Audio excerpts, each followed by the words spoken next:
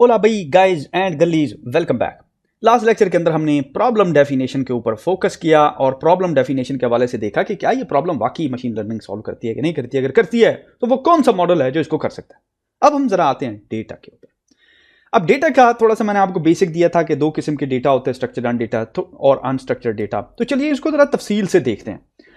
अब नॉर्मली जो आपके पास डेटा आता है ना, उसकी होती है दो किस्में, टू टाइप्स। ठीक है, TYPES, टू टाइप्स। पहली टाइप है हमारे पास स्ट्रक्चर्ड डेटा और दूसरी है अनस्ट्रक्चर्ड डेटा। ठीक है, अनस्ट्रक्चर्ड डेटा। ठीक है, समझ लें। अब दोनों की मैं आपको एग्जांपल देने लगा हूं। आपने CSV फाइल देखी होगी जिसको कहते हैं कॉमा सेपरेटेड फाइल या एक्सेल शीट। ये जो भी चीज आती है ना एक्सेल शीट के अंदर, फॉर एग्जांपल ये देखिए, मैं आपके सामने ये लेके आ रहा हूं। ये क्या है? ये जो आपको नजर आ रहा है ये कामा सेपरेटेड वैल्यूज हैं। तो ये कामा सेपरेटेड वैल्यूज जो हैं ये स्ट्रक्चर्ड डेटा है। नॉर्मल एग्जांपल आपको बता रहा हूं, स्ट्रक्चर्ड डेटा।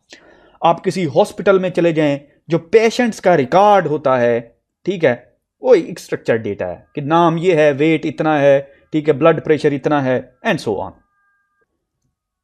दूसरी किस्म का डेटा होता है अनस्ट्रक्चर्ड डेटा, जिसके अंदर बेसिकली आपको कॉलम और रोज वाला पैटर्न नहीं मिलता। जिसकी बेहतरीन एग्जांपल जो है अभी जो आप ऑडियो सुन रहे हैं, ये अनस्ट्रक्चर्ड डेटा है। ठीक है, उसकी रीजन ये है कि एक ऑडियो दूसरी ऑडियो से डिफरेंट होती है। या फिर आप एक इमेज देखते हैं, इमेज एक अनस्ट्रक्चर्ड डेटा है। अच्छा, इसको मैं लिख देता हूं, मैं कहता हूं इमेज एंड ऑडियो क्या है? अनस्ट्रक्चर्ड डेटा है।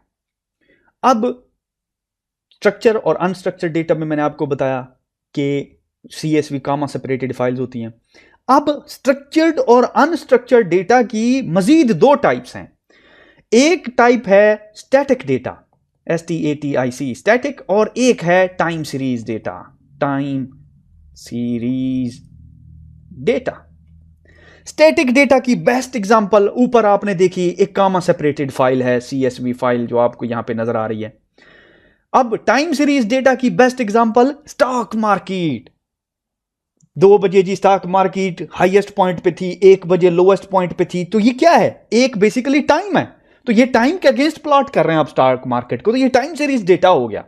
ठीक है, तो बेसिक वर्क फ्लो आपका क्या होगा कि नॉर्मली आप एक प्रॉब्लम को स्टैटिक डेटा से शुरू करेंगे और आप टाइम सीरीज डेटा की तरफ जाएंगे। और जो ही मैं वर्क फ्लो की बात करता हूं तो इट्स वेरी इंपॉर्टेंट गाइज कि हम लोग थोड़ा सा देख लें कि नॉर्मली होता क्या है कि आपके पास एक CSV फाइल आती है, डेटा फाइल। ठीक है, मैं इसको कह देता हूं डेटा।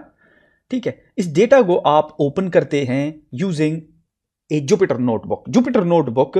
हम तफसील के साथ देखेंगे क्या है। ये एक IDE है, ठीक है, और उसके अंदर आप ओपन करते हैं।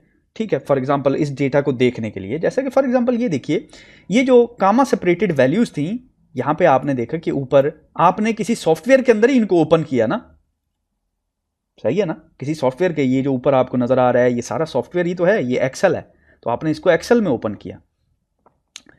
तो हाउएवर नॉर्मली जब आप मशीन लर्निंग के प्रोजेक्ट करते हैं तो आप जुपिटर नोटबुक यूज करते हैं। जुपिटर नोटबुक आप देखेंगे कि हम इसको यूज करेंगे, अच्छे तरीके से समझेंगे, no need to worry at all. ठीक है, इसको आप विजुलाइज करते हैं। ठीक है, VISUALIZE, विजुलाइज।